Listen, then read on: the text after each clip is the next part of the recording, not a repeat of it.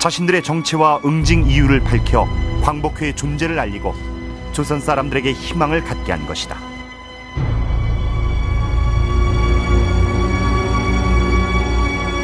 부호들은 이미 식민지 지배 체제에 안주하려는 경향으로 기울어져 의연금 모집에 비협조적이었습니다. 광복회는 이를 응징함으로써 친일 부호들에게 경각심을 일깨우고자 하였습니다. 나아가 광복회의 존재를 만천하에 알리고자 하는 의도를 가지고 있었습니다. 광복회원들의 대담한 활동이 거듭되자 일본 경찰도 치밀한 내사에 들어갔다. 모금액이 정확히 자산에 비례한 점을 눈여겨본 일경은 해당 지역에 조직원이 있다고 판단했다.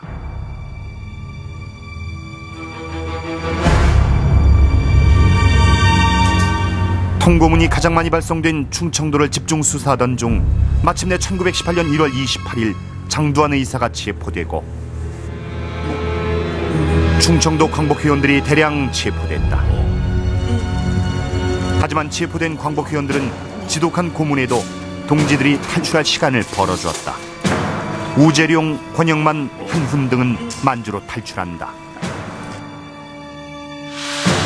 하지만 충청도에 이어 경상도 조직이 무너진다. 많은 조직원들은 지하로 숨어들었지만 6월엔 황해도, 7월엔 전라도 조직이 와해됐다.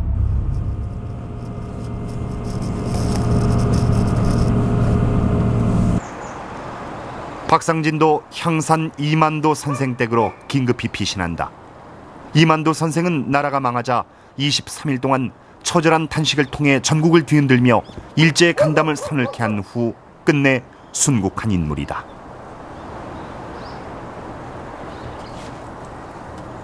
박상진은 조직을 보전하고 자신도 국외로 탈출할 계획이었다. 그런데 이때 뜻밖에도 어머니의 부음을 듣게 된다. 지금하고는 그 가치관이 다릅니다. 그래서 효 없는 충이란 거는 존재할 수가 없죠. 예, 그래서 당신이 내가 지금 이 집으로 가면은 체포된다는 걸 뻔히 아시고, 그래서 동지분들의 어떤 그런 만류에도 불구하고 오시게 된 거죠. 그래서 아마 지금의 어떤 그런 가치관으로서는 상당히 좀 이해하기가 힘듭니다. 충효가 일체이던 시절, 결국 박상진은 어머니의 빈소를 찾아온다. 일본 경찰이 포박하려 하자 박상진은 자신의 백마를 타고 앞장섰다.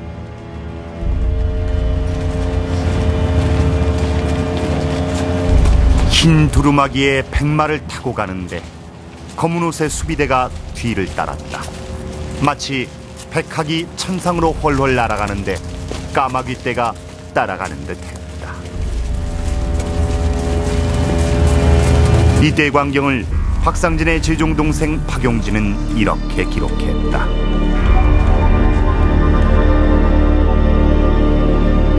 재판 과정에서 박상진은 변론이 의미 없음을 알고 자신의 구명을 위해 애쓰는 아버지를 설득한다.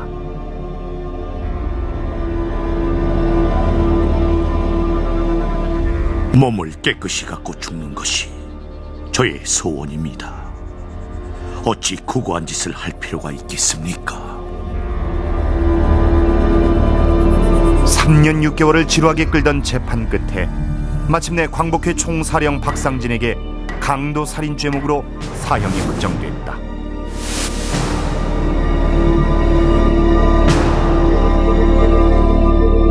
그런데 박상진의 아들 박경중이 쓴 원고가 발견됐는데 광복회 만주사령관 김좌진이 감옥을 습격해 박상진을 구출하려 했다는 것이다.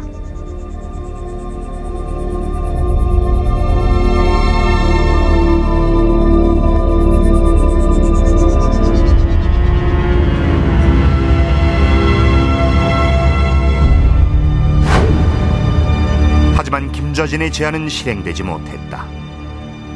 정조부께서 적어도 사형은 안 당하신다는 거, 목숨은 부지하신다는 거 하나가 있고, 두 번째는 파업을 하게 되면 많은 분들이 다치게 되지 않습니까? 그래서 그런 위험이 없으니까 위험을 감수를 하면서 하는 것보다는 차라리 안전하게 뭔가 이래 정조부께 목숨이라도 이래 구명할 수 있지 않겠느냐. 예, 그래서 안전한 길을 택한 그 결과라고 생각합니다. 그래서 정조부께서 그 사형 당하시고 난 뒤에 조부께서도 이래 보면은 상당히 그 제의를 받아들이지 않은 걸 후회하시는 걸 그 글에 남기고 계시거든요. 사령관을 구출하진 못했지만 김저진은 청살리에서 일본군을 대파했다. 3.1 독립만세운동과 대한독립군이 청살리와 봉오동에서 일본군을 대파했다는 가슴 벅찬 소식을 들으며 광복회 총사령 박상진은 순국한다.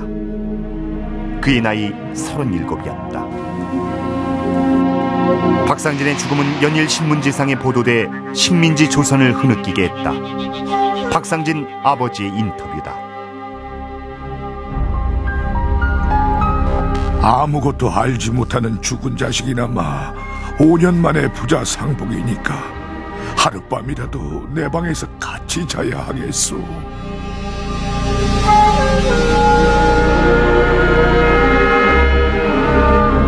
20여 년 결혼 생활 중 같이 한 시간을 손에 꼽을 정도였던 부인 최영백은 자신의 손으로 지어두었던 수의를 손수 입혀 남편과의 영원한 이별을 했다.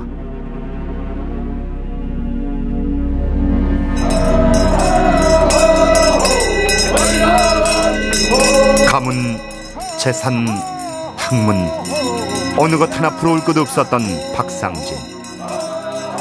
남들은 조국을 팔아서라도 가지려고 했던 그것들을 박상진은 모두 조국에 바쳤고 끝내 목숨마저 내놓았다.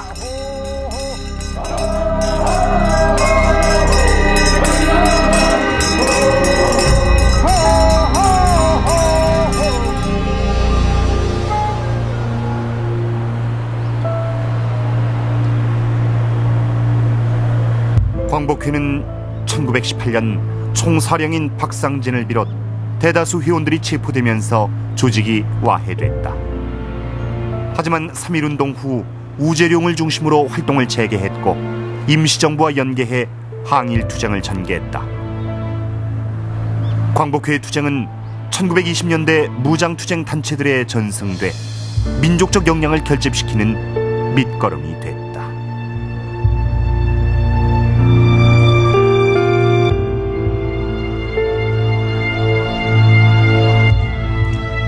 간장이 끊어지는 듯하고 정신도 다 떨어진 듯하다. 하물며 너의 홀령이 만약 나 때문에 떠나가지 않고 머뭇거리게 된다면 나는 더 참을 수 없을 것이다. 그래서 하루 전날 아침에 몇 가지 과일과 한 잔 술을 차려놓고 우리 상진아 하고 가슴을 치면서 고한다. 박상진 의사의 3년상 때 아버지가 쓴 제문입니다. 아들을 앞세울 수밖에 없었던 아버지의 참담함이 잘 나타나 있습니다. 만주에서 독립군을 양성해 국내로 진공하고 국내에선 비밀 거점을 통해 전국적인 폭동을 일으켜서 일본 제국주의를 이 땅에서 몰아내겠다는 원대한 꿈을 꾼 광복회 총사령 박상진. 헌데 우린 부사령이었던 김주아지는 알아도 총사령이었던 박상진은 알지 못합니다. 왜 그럴까요? 아무리 비밀 조직이었다고 하더라도 조직의 규모와 업적에 비해서 박상진과 광복회가 후손들에게 알려지지 않은 이유는 무엇일까요?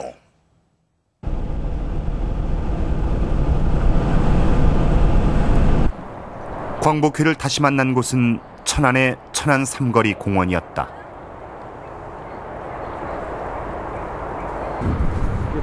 이곳 천안에서만 순국한 광복회원이 7명이 이를 정도로 충청도는 항일 정신이 강했다. 그런데 이상하게 광복회는 항일 투쟁의 업적에 비해 광복 이후 그다지 조명을 받지 못했다. 이 기념비는 4.19 혁명 이후 한 푼 두 푼 모은 성금으로 건립하게 됐다. 그런데 한 일간지가 비제막 소식을 보도하자 희한한 일이 발생했다.